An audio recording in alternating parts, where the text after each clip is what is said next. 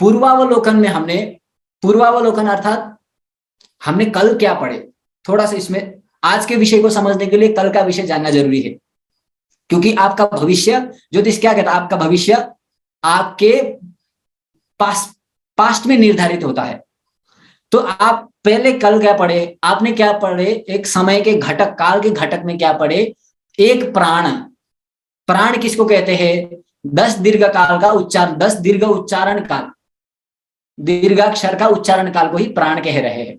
तो वो लगभग 4 सेकंड का होता है, जो हम ये पाश्चात्य समय में यदि हम देखें तो एक प्राण, वही प्राण जो आप श्वास ऊपर करते हैं और श्वास छोड़ते हैं, वही प्राण होता है 10 विपल।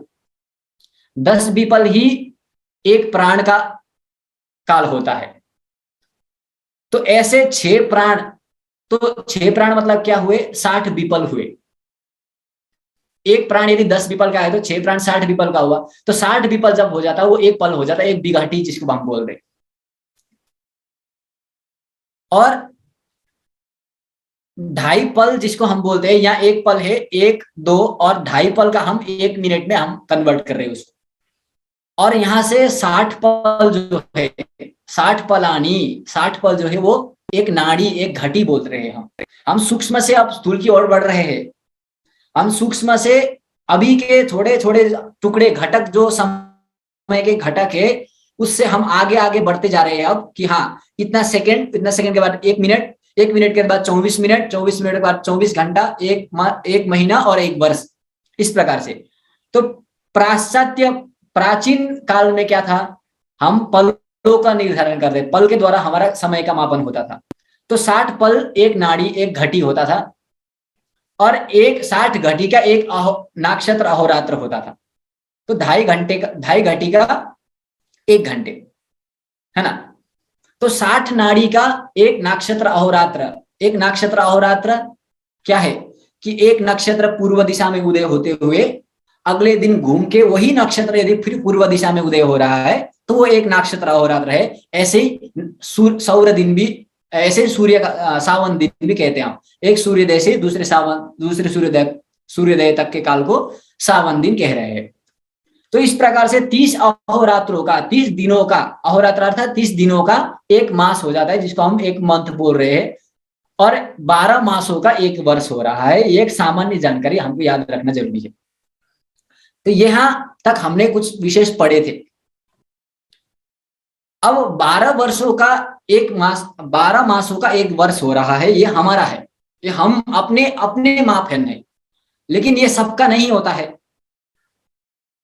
ये 12 मासों का एक वर्ष ये हमारे लिए हो रहा है, लेकिन देवताओं के लिए वो नहीं है।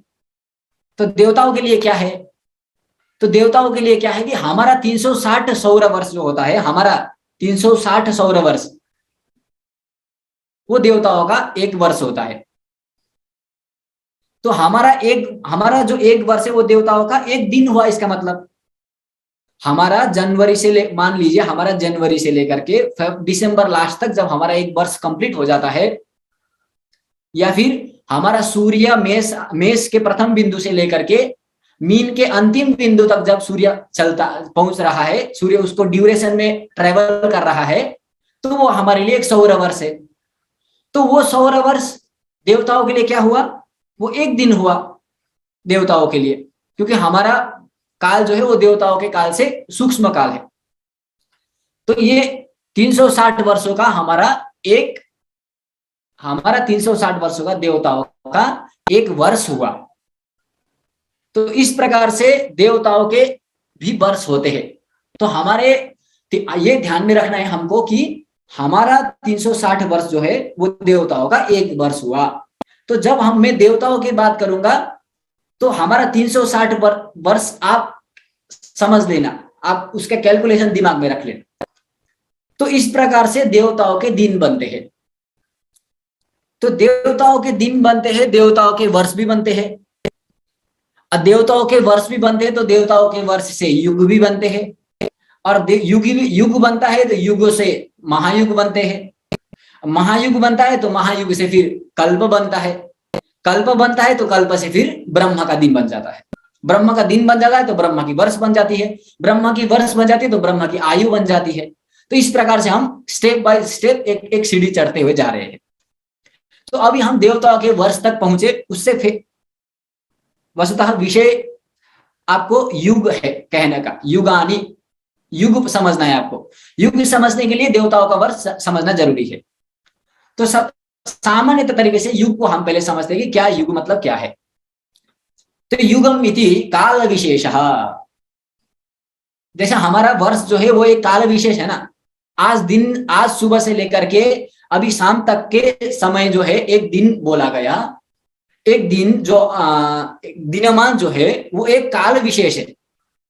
युग भी एक काल विशेष है, एक बहुत बड़ा काल जहां पे बहुत वर्षों का काल, जो एक समूह में एक व्यक्त रूप में हम बता रहे हैं उसको, वो युग हुआ। युगम इति काल विशेष, यहाँ युग शब्द क्या है, काल का ही विशेष है। वो एक बड़ा मापक है काल का, बड़ा घटक है काल का। जैसे 1 मिनट इजिकल टू 60 सेकेंड, तो ऐसे ही युग इजिकल टू सौर दिव्य वर्षों का कुछ समूह। तो हम इसको समझेंगे। तो युग पहले क्या समझना कितना है, तो चत्वारि भारते वर्षे युगानि ऋषयो ब्रुवन्। तो 4 युग होते हैं, कृतयुगम, त्रेतायुगम, द्वापरम, कलियुगम च। श्रीमद् भागवत महापुराण में ये बताया गया है। आप देख सकते हैं, चत्वारि भारते वर्षे युगानि ऋषयो ब्रुवन्, कृतम त्रेता द्वापरं च कलिश्चेति चतुर्युगम, पूर्वम कृतयुगम। पूर्वम पहले क्या है, कृतयुग है। पूर्वम कृतयुगम नाम ततस्त्रेता विधीयते, द्वापरं च कलिश्चैव युगानि परिकल्पयन्। तो सबसे पहला कृतयुग है, जिसको हम सत्ययुग भी बोलते हैं, और उसके बाद त्रेता युग है, उसके बाद द्वापर युग है, उसके बाद कलयुग है। तो ये युगों का क्रम है। तो सत्य, त्रेता, द्वापर, कलि, ये युगों का एक क्रम है, साइकिल है। ठीक है। तो ये युग का एक सामान्य बात है। तो इसका मापन क्या होगा, इसका क्या, इस टाइम डिवीजन क्या है, इसका डायमेंशन क्या है इसका, तो बता रहे हैं।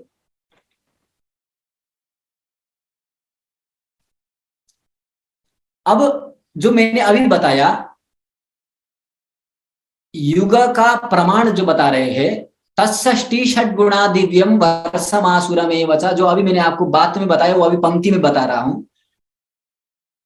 जो षष्टि है, तत्षष्टि मतलब हमारे षष्टि, 60 अहोरात्र जो है उसको 6 से गुणा करेंगे तो दिव्यम वर्षम आसुरमेव च, वही दिव्य वर्ष, वही दिव्य जो है वो वर्ष, दिव्य वर्ष होता है आसुर का और देवताओं का बोल रहे। ये मतलब क्या है, इसका मतलब सीधा सीधा बात यही है कि हमारा 360 जो वर्ष है वो देवताओं का एक वर्ष है। ये मैंने पहले बताया आपको, लेकिन यहाँ पंक्ति में बताया, आप कंफ्यूज नहीं होना ये पंक्ति को देख करके कि कुछ अलग आ गया। यही 60 माने क्या है, ये 6 माने क्या है, कि वही षष्ठी अहोरात्र को 6 से गुना करने पर जो संख्या आएगा वही वर्ष होता है देवताओं का। अर्थात 360 हमारा जो वर्ष है वो देवताओं का एक वर्ष होता है, ये सामान्य तरीके से। तो 360 मानुष सौर वर्ष ही एकम दिव्य वर्षम भवती। तो 360 मनुष्य का सौर वर्ष से, 360 मनुष्य का सौर वर्ष से, अर्थात 360 बार यदि सूर्य मेष राशि से लेकर के मीन राशि तक, मेष राशि से लेकर के मीन राशि तक, मेष से लेकर के मीन राशि तक, जब 360 वर्ष ऐसे कंप्लीट करेगा, 360 बार कंप्लीट करेगा, तो देवताओं का क्या होता है, एक दिव्य वर्ष होता है, उनका एक वर्ष बनता है। तो वो एक दिव्य वर्ष 360 मानुष सौर वर्ष का होता है देवताओं का। उससे तो अब वही देवताओं का दिव्य वर्ष जो होता है वो युगों में परिणत करके बता रहे हैं। तद्वादश सहस्राणि चतुर्युगम उदाहरितम सूर्याब्द संख्या द्वित्री सागरई रयुता हतैहि। सूर्य सिद्धांत का मध्यमाधिकार का श्लोक क्या बता रहे हैं, तद्वादश सहस्राणि, वो द्वादश सहस्र, तद मतलब वो, कौन सा वो अभी हमने ऊपर पढ़े थे वही, कौन सा दिव्य वर्ष पढ़े थे अभी हमने। तो दिव्य वर्ष 12,000 दिव्य वर्षों का चतुर्युगम उदाहरितम। तो 12,000 दिव्य वर्ष, दिव्य वर्ष मतलब देवताओं के वर्ष, तो 12,000 दिव्य वर्षों का एक चतुर्युग होता है बता रहा है।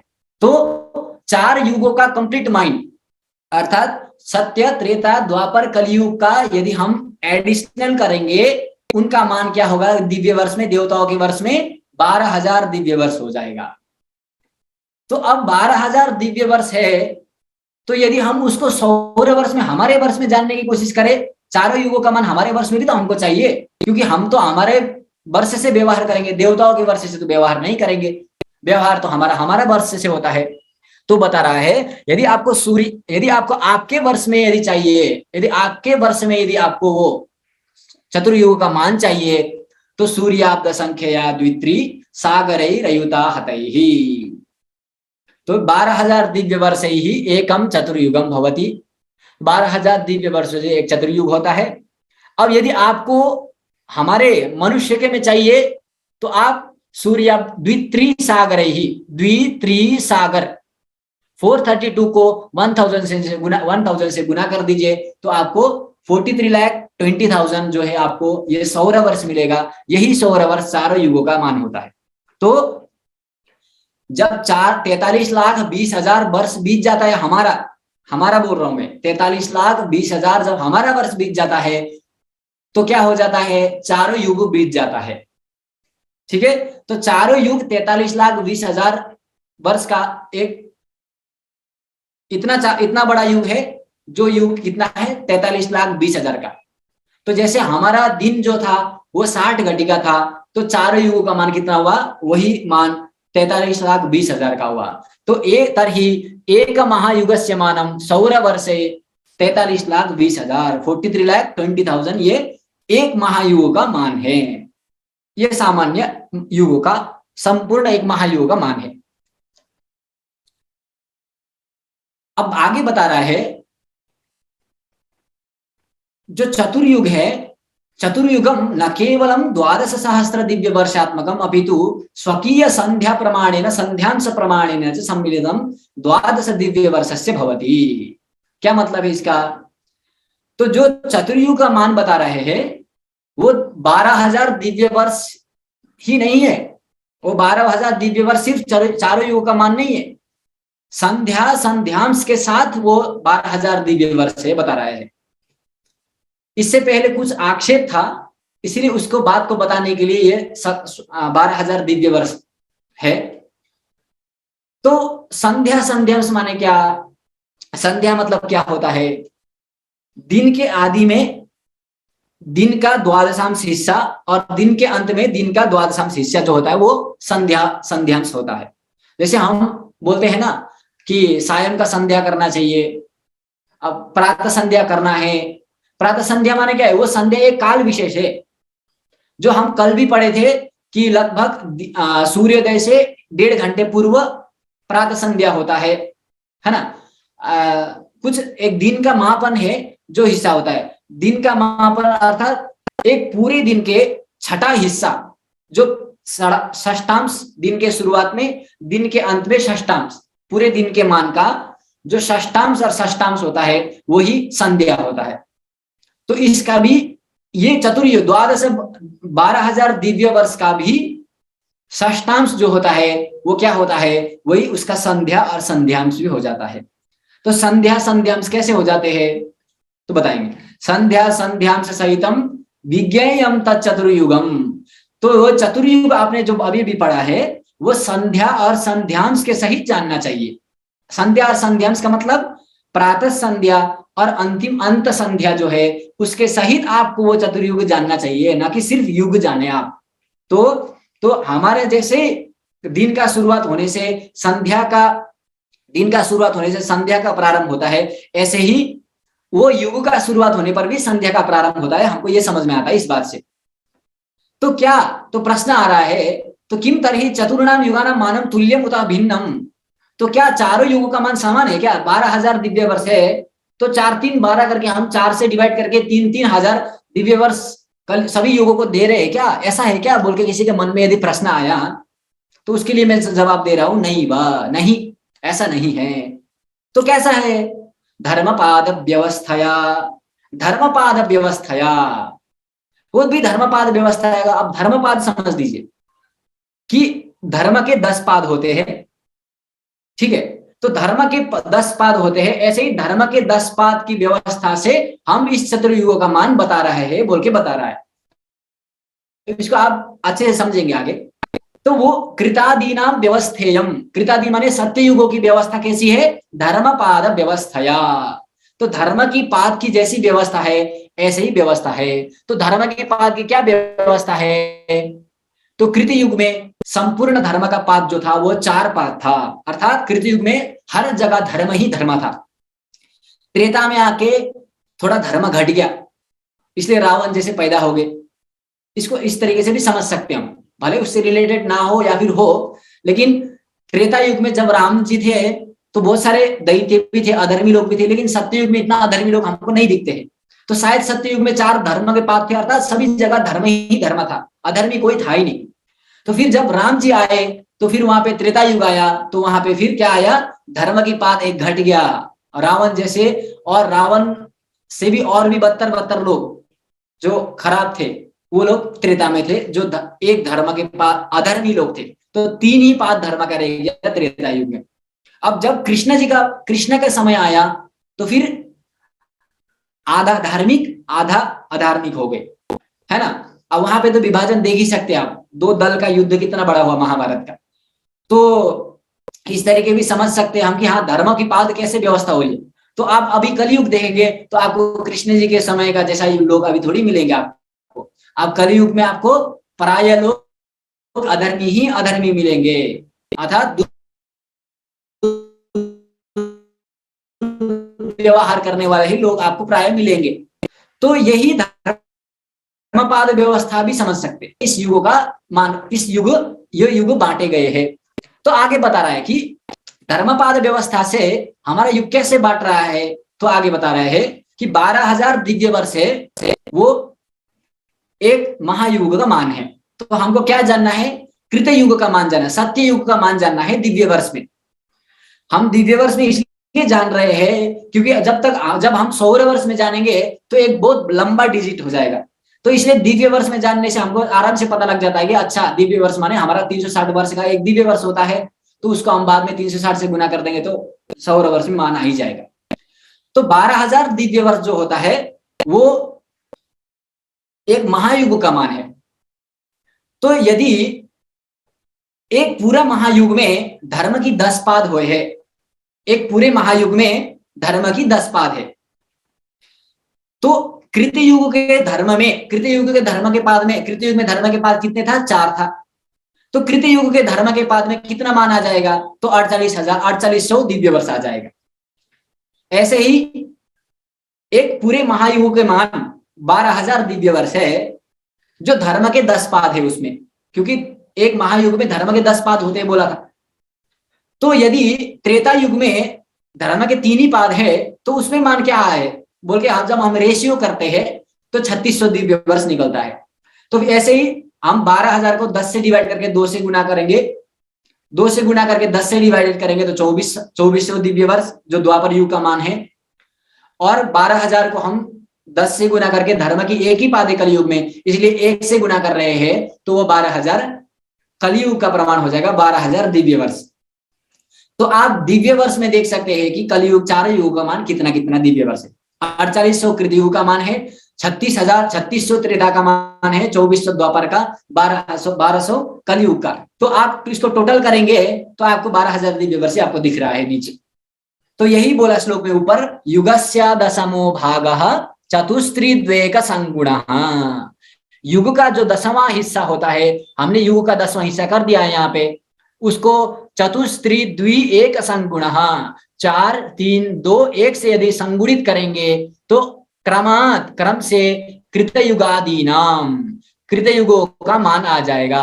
षष्टाम सा संध्यो स्वकः, तो मैंने अभी अभी आपको बताया था षष्टाम संध्या भी होती है, हमारा जैसे संध्या होता है वो युग का भी संध्या होता है। तो अपने अपने संध्या के सहित वो मान है बता रहा है। तो यहाँ पे आप देख रहे हैं जो कृतयुग का मान है वो उसके संध्या और संध्यांश के सहित उसका मान है।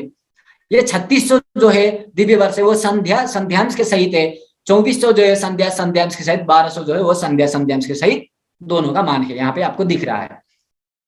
तो इस प्रकार से संध्या संध्यांश के सहित चारों युगों का मान हमने दिव्य वर्ष में देख रहे हैं। हम दिव्य वर्ष में जान गए कि अच्छा, कृतयुग का मान दिव्य वर्ष में 4800 हो जाता है। तो यदि आप इसको 360 से गुना करेंगे तो आराम से आपका कृतयुग का मान आ जाएगा।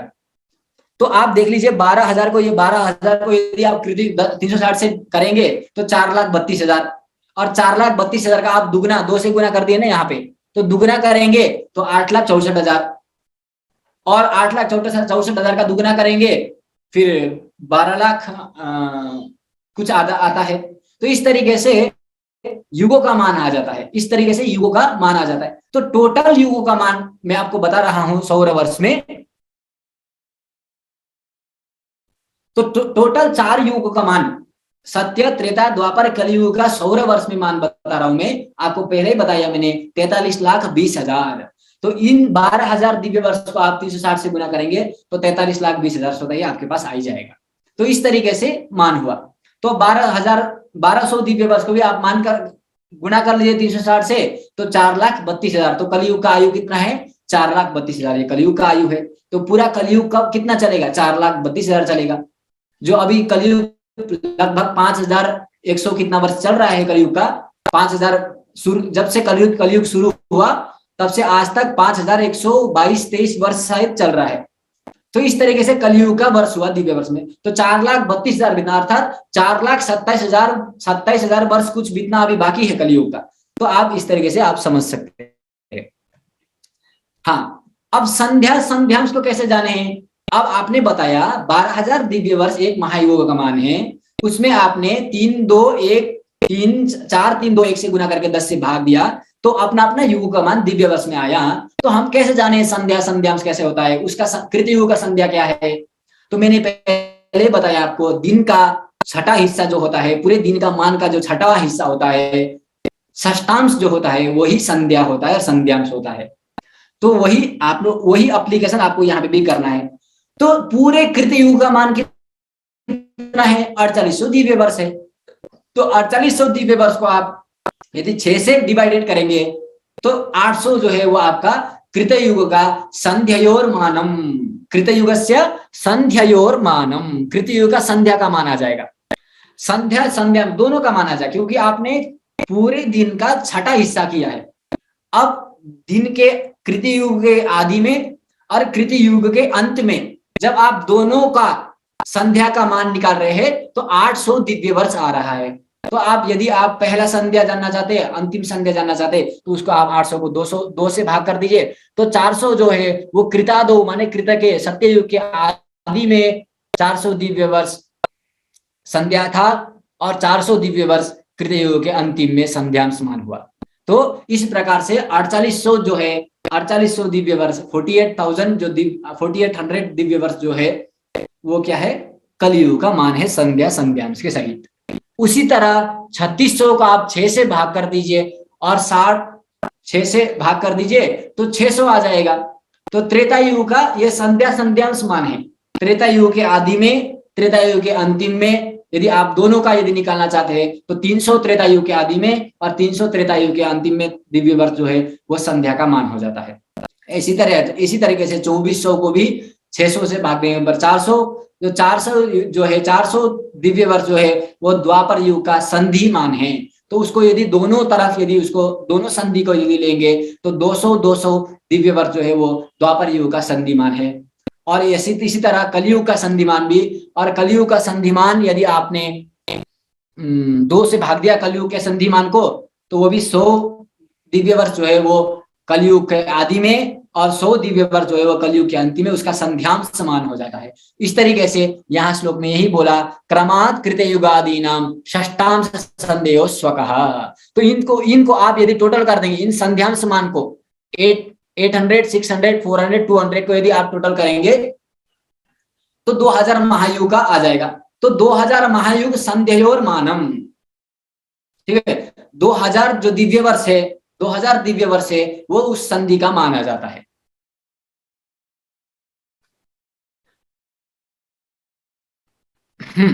तो अभी तक हमने क्या बताया, क्या पढ़ा हमने कि इस तरीके से संध्या संध्यांश के सहित कलयुग त्रेता, कलयुग द्वापर त्रेता और सत्ययुग का हमने मान जान रहे हैं। तो अब इन कलयुग, इन महायुगों को भी मिला के भी कुछ एक और समय का घटक बन रहा है। जैसे आपने दिनों को मिला के मास बनाया, मासों को मिला के वर्ष बनाया, वर्षों को मिला के दिव्य वर्ष बनाया, दिव्य वर्षों को मिला के युग बनाया, और युगों को मिला के हम क्या बना रहे हैं, एक और मनवंतर बना रहे हैं, एक और काल के घटक की कल्पना कर रहे हैं।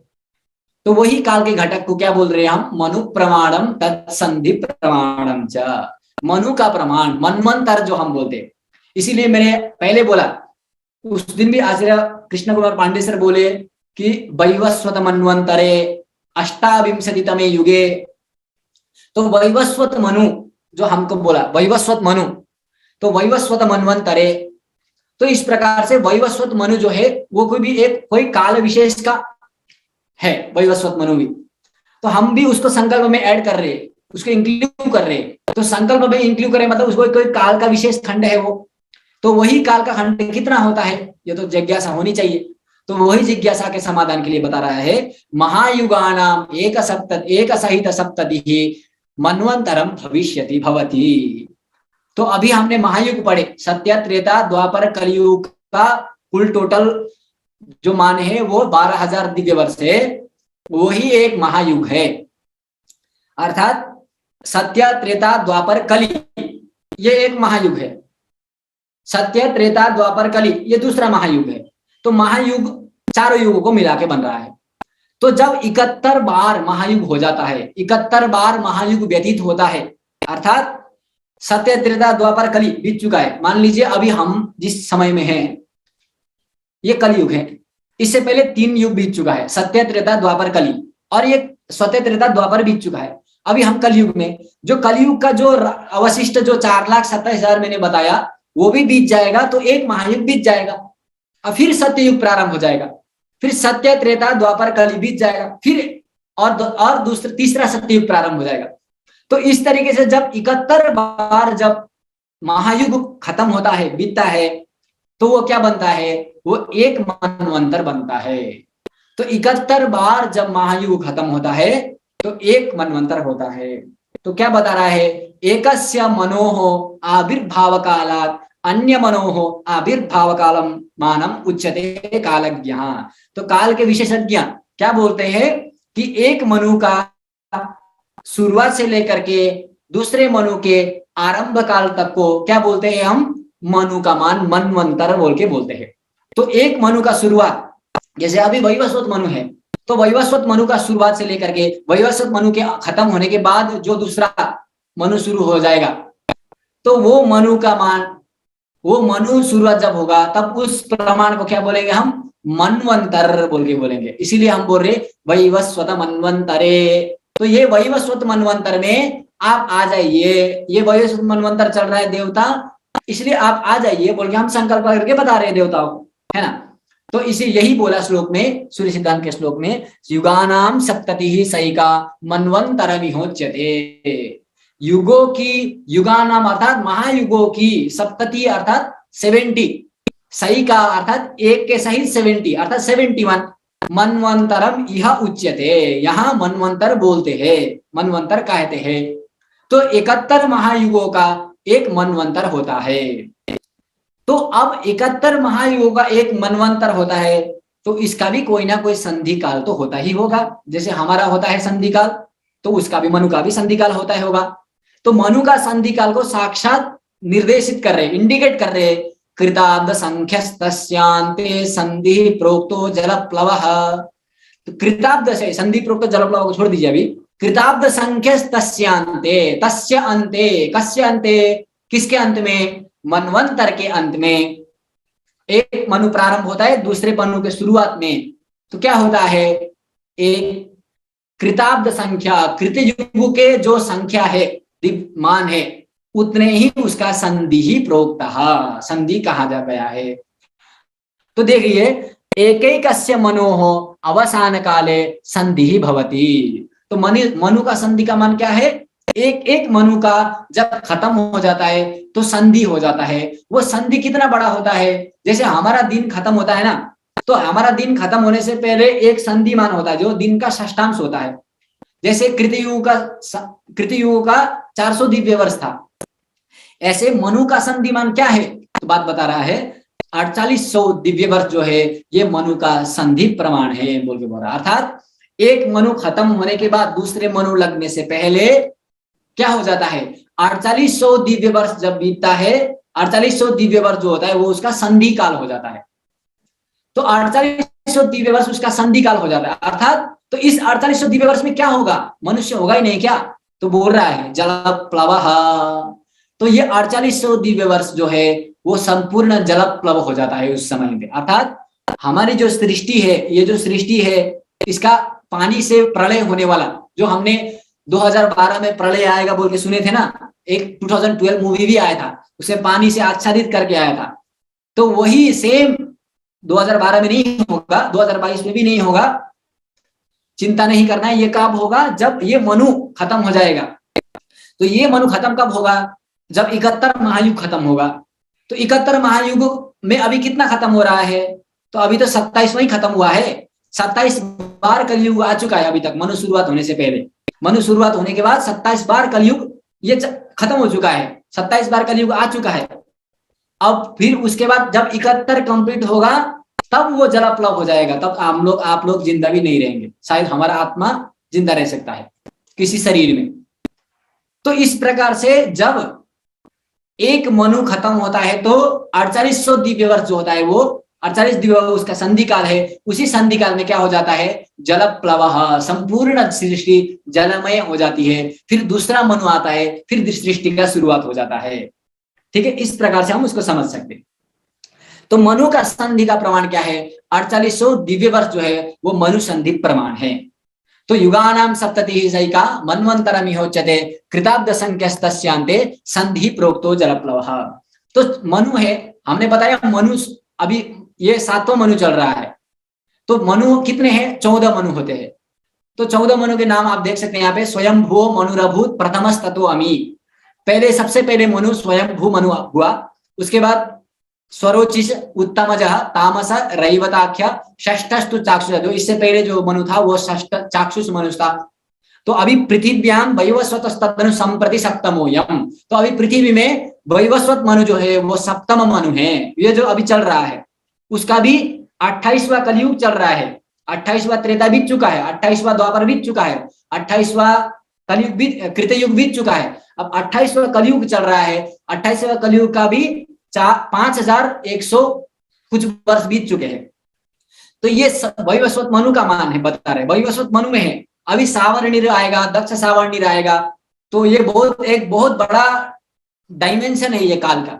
तो सावर्णिर दक्ष सावर्णिर ब्रह्म सावर्णिकस्तथा धर्म सावर्णिको रुद्रपुत्रो रौच्यस्य भौतिका, ये 14 मनु जब बीत जाता है, तो 14 मनु जब कंप्लीट हो जाता है तो क्या हो जाता है, जैसे युग कंप्लीट हुआ, महायुग हुआ, महायुग कंप्लीट हुआ, मनवंतर हुआ, तो अब इसके बाद क्या होगा, कुछ ना कुछ तो होना चाहिए। काल का घटक तो बढ़ते रहता है जब तक हम ब्रह्म तक नहीं पहुंचेंगे। तो बता रहा है आगे, देख लीजिए 14 मनु का मान है। अब आगे बता रहा है कि हाँ, अब ये जब 14 मनु बीतेंगे तब कुछ एक और विशेष काल खंड आ जाएगा। तो वही बता रहा है कल्प, उसी को क्या बोलेंगे, कल्प बोलेंगे हम।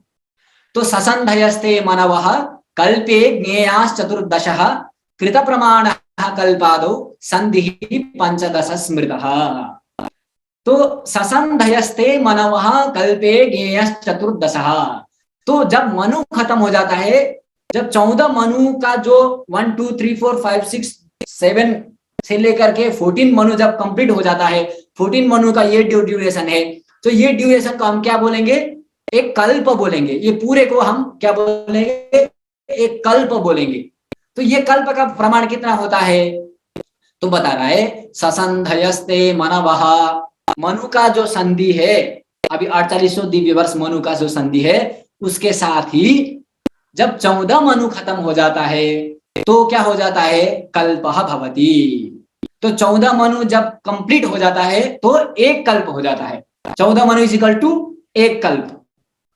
तो उसका भी मान बता रहा हूं, कृत प्रमाणः कल्पादौ संधि 15 स्मृतः। तो आप पहले इस ऊपर वाली लाइन को समझ लीजिए। तो देख लीजिए, जब 71 महायुग बीत जाता है तो क्या हो जाता है, एक मनु हो जाता है। तो 14 मनु मतलब क्या है, 71 से 71 को हम गुना करेंगे 14 से, क्योंकि 14 मनु है और एक मनु में 71 है। तो एक मनु में 71 बार बीतता है, एक मनु का मान जो है वो 71 महायुग है। तो 14 मनु का मान कितना है, तो 994 जो है ये 14 मनु का माना जाता है। अर्थात 994 बार जब सत्य त्रेता द्वापर कली, पूरा सत्य त्रेता द्वापर कली, सत्य त्रेता द्वापर कली ऐसे महायुग बीत जाता है 994 times when the mahayuga is gone, तो क्या हो जाता है, तो एक कल्प हो जाता है। तो एक कल्प, ये अभी 6 को छोड़ दीजिए, ये 6 में आऊंगा मैं। तो एक कल्प का महायुग में मान जानते हैं हम, एक कल्प महायुग में क्या है, 1000 महायुग, अर्थात 1000 महायुग जब व्यतीत होता है, एक बार नहीं, 2 बार नहीं, 71 बार नहीं, 1000 बार जब महायुग व्यतीत होता है तो वो क्या हो जाता है, एक कल्प हो जाता है। तो 1000 महायुग तो आए नहीं ना, यहाँ पे हमने जो मैथ किया तो 1000 महायुग तो आया नहीं, तो कुछ ना कुछ गलती हुआ होगा हमसे। तो अब देखते हैं क्या गलती हुआ है। तो 1000 महायुग कहां से आया, 71 महायुग को हमने 14 से गुना किया तो 994 आया। तो 994 बार जब व्यतीत हो रहा है तो महायुग हो रहा है, तो 994 ही होना चाहिए, लेकिन नहीं, हमने पहले से ही बोलते हुए आ रहे कि षष्ठांश जो होता है वो क्या होता है, आदि में और अंत में क्या होता है, संधि होती है। तो कल्प का भी तो कोई ना कोई संधि होगा। जब महायुग, जब युगों का संधि था, हमारा संधि है, देवताओं के वर्ष का संधि है, युग का संधि है, महायुग का संधि है, तो कहीं ना कहीं तो दूसरे का भी संधि होगा। तो इस प्रकार से बता रहा है कि जब 15 जो है, 14 मनु में कितने बार संधि होगी, 15 संधि होगी, क्योंकि आदि से लेकर के अंत 14 मनु है, 14 मनु के बीच में 15 संधि होगी, ये तो सामान्य सी बात है। आप 14 स्तंभ गाड़ेंगे, 14 स्तंभ के शुरुआत में एक स्तंभ बढ़ेगा, मतलब 15 संधियां होगी, है ना, एक स्तंभ बढ़ेगा। यहां से शुरुआत हुआ मनु, अब मनु खत्म होते ही संधि आया, फिर शुरुआत हुआ, फिर संधि आया, फिर शुरुआत हुआ, फिर संधि आया। तो इस प्रकार से 15 संधियां होती है। तो हमने पहले बोला था कि संधि का मान कितना होता है, बोल के जब हमने यहाँ बताया, तो यहाँ पे देख रहे हैं आप कि संधि का मान जो होता है वो 4800 दिव्य वर्ष होता है। किसका मान, संधि का मान, मनु प्रमाण का, मनु का मान का जो संधि होती है वो 4800 दिव्य वर्ष होती है। तो 4800 दिव्य वर्ष जो होती है वो किसकी संधि है, मनु की संधि है। तो मनु की संधि 15 बार दिव्य वर्ष आएगा ऐसे। तो 15 बार, एक मनु होता है, अर्थात 15 बार जल प्रलय हो जाएगा ब्रह्मा के दिन में। अभी ब्रह्मा दिन में पहुंच रहे हम, तो ब्रह्मा के दिन में 15 बार जलप्लव हो जाएगा, सिर्फ दिन में, रात्रि में 15 बार हो जाएगा। तो देख लीजिए आप कितना बड़ा घटक है समय का। तो 15 बार जो है वो संधि आएगा, वो 4800 दिव्य वर्ष का संधि है। तो उसको आप गुना करेंगे तो 72,000 आएगा। अब 72,000 क्या है, दिव्य वर्ष है, 72,000 संधि आएगा पूरी टोटल मिला के। तो उसको एक में कन्वर्ट करना है ना, तो एक में कन्वर्ट करना है। तो 72,000 दिव्य वर्ष है, तो उसको हमने क्या करना है, महायुग में बनाना है। तो 12, एक महायुग का मान कितना होता है, 12,000। तो एक महायुग का मान 12,000 होता है, तो 72,000 महायुग का मान कितना हो जाएगा, तो 6 महायुग आ जाएगा। तो 72 महायुगों का 72 दिव्य वर्षों में, 72 दिव्य वर्ष जब होता है संधि काल, किसका, मनु का संधि काल 72,000 दिव्य वर्ष है। तो वो कितना, उसको युग में कैसे ला रहे हैं हम, 12,000 दिव्य वर्ष में ला रहे, क्योंकि हम युग क्या बोल रहे, 12,000 दिव्य वर्ष का एक महायुग है बोल रहे। तो 12,000 से हम डिवाइड कर रहे हैं उसको, तो 6 महायुग हो जाएगा। तो इस प्रकार से 71 बार, 71 इंटू 14 994 प्लस 6 जो ये महायुग है उसका संधि जो है, तो ये 6 यहाँ पे जोड़ दिया तो 1000 महायुगानी होगा। तो 1000 महायुग जब बीतता है तो क्या हो जाता है, एक कल्प हो जाता है। तो 1000 महायुग इज इक्वल टू एक कल्प। ठीक है। अब मनु का संधि प्रमाण ही 6 महायुगों के बराबर है। टोटल 14 मनु का संधि प्रमाण ही 6 मनु के बराबर है। तो इस प्रकार से हमने मनु का मान से कल्प का ज्ञान किया। तो 14 मनु का मान जब 14 मनु जब कंप्लीट हो जाता है तो एक कल्प हो जाता है। ससंधयस्ते मनवः कल्पे ज्ञेयः चतुर्दशः कृत प्रमाणः कल्प। तो इसमें प्रश्न आया था कि इसमें संधि नहीं है क्या, तो बता रहा था नीचे वाले श्लोक में, कृत प्रमाण कल्पादो संधि पंचदश स्मृत। कल्प के आदि में कृत युग के प्रमाण के तुल्य क्या हो जाता है, संधि हो जाती है। तो इस प्रकार से संधि यहां पे कल्प का बता रहा है। अब इस प्रकार से, हाँ, अब इस तरीके से कल्प के बाद क्या हुआ, अब कल्प में जब हम पहुंचे तो कल्प में पहुंचते ही क्या आया, अब जैसे एक कल्प कंप्लीट हुआ अर्थात 1000 महायुग कंप्लीट हुआ, तो इत्थम युग सहस्रेण भूत संहार कारकः कल्पो ब्रह्म महाप्रोक्तम शर्वरीतश्च तावती। इस प्रकार से इत्थम अर्थात इस प्रकार से युग सहस्रेण 1000 महायुग से भूत संहार कारकः, भूत संहार कारक अर्थात जो भूत माने चराचर जगत को संहारक और कारक अर्थात चराचर जगत को बनाने वाला और मिटाने वाला कौन, परब्रह्म। परब्रह्म नहीं, चतुर्मुख ब्रह्मा, जिसने सृष्टि बनाई, जिसने सृष्टि का बनाया, सृष्टि को बनाया, तो वो ब्रह्मा का कल्पो ब्रह्म महाप्रोक्तम सर्वरीतस्य तावती। तो वो 1000 महायुगस्य यद दिनम 1000, तो बता रहा है कि 1000 महायुगों से वो भूत संहार कारक जो ब्रह्मा है उसका क्या होता है, आहा भवती कल्पो ब्रह्मम आहा, कल्प में ब्रह्म का आहा होता है अर्थात दिन होता है। अब भाई दिन होता है 1000 महायुग से, तो रात्रि भी 1000 महायुग से होता है क्या, बोले हाँ, रात्रि भी 1000 महायुग से होता है। शर्वरी तस्य तावती, शर्वरी अर्थात रात्रि, तो रात्रि भी उसका उतना ही होगा। तो इस प्रकार से ब्रह्मा का दिन क्या निकला, 1000 महायुग का ब्रह्मा का एक दिन होता है और 1000 महायुग का ब्रह्मा का एक रात्रि होता है। तो टोटल मिला के ब्रह्मा के दिन और रात्रि मिला के 2000 महायुग ब्रह्मा की रात्रि होती है, दिन रात्रि होती है। तो ब्रह्मा, आप देख लीजिए इसको थोड़ा सा, इसको कल्पना कर लिए हम जब जो पढ़ते हुए आ रहे। अब युग व्यतीत हुआ 71 बार महायुग व्यतीत हुआ, ठीक है। 71 बार जब महायुग व्यतीत हुआ तो एक मनु खत्म हुआ, एक मनु व्यतीत हो रहा है, दूसरा मनु शुरू हो रहा है, फिर तीसरा मनु शुरू हो रहा है, फिर चौथा, अभी 7वां चल रहा है। 7वां चल रहा है मतलब ब्रह्मा का आधा दिन तो खत्म हो गया, दिन का आधा खत्म हो गया बोल रहा हूं। अब मैं आपको वही संकल्प में लेके आके छोड़ूंगा कि ब्रह्मा का आधा दिन खत्म हो गया। क्यों, क्योंकि 14 मनु जो होता है वो ब्रह्मा का एक दिन होता है, ओनली डेज नॉट नाइट। तो ओनली डेज, द 14 मनुज are the days of the Brahma. तो ब्रह्मा का दिन जो है वो 14 मनु है। तो अभी छठा खत्म होके 7वां चल रहा है, अर्थात 7 दिन का जो मध्याह्न दिन है उससे ब्रह्मा का, अब मान लीजिए ब्रह्मा का अभी कितना बज रहा है, हमारे घड़ी में यदि हम देखेंगे ब्रह्मा का 1 बज रहा है, अभी मान लीजिए एक दिन का। अब जब से ब्रह्मा जन्म लिया है, ब्रह्मा ने कब जन्म लिया था, सुबह 6 बजे ब्रह्मा ने जन्म लिया। अब ब्रह्मा ने सुबह 6 बजे जन्म लिया, मैं हमारे घड़ी की तुलना में बता रहा हूं, आप वो कल्पना कर लीजिएगा, ऐसे नहीं ब्रह्मा ने 6 बजे जन्म लिया। तो ब्रह्मा ने 6 बजे जन्म लिया है यहाँ पे। अब 6 बजे जन्म लिया है तो ब्रह्मा का दिन अभी क्या चल रहा है, 1 बज रहा है ब्रह्मा के दिन में, अर्थात वो 6 बजे से शुरुआत होके स्वयंभू मनु शुरुआत हुआ 6 से 8 बजे तक, फिर 8 से दूसरा 9 10 11 12 1, अभी 7वां मनु चल रहा है। तो 7वां मनु का भी, एक मनु का मान हमने पहले बताया 71 महायुग एक मनु का मान।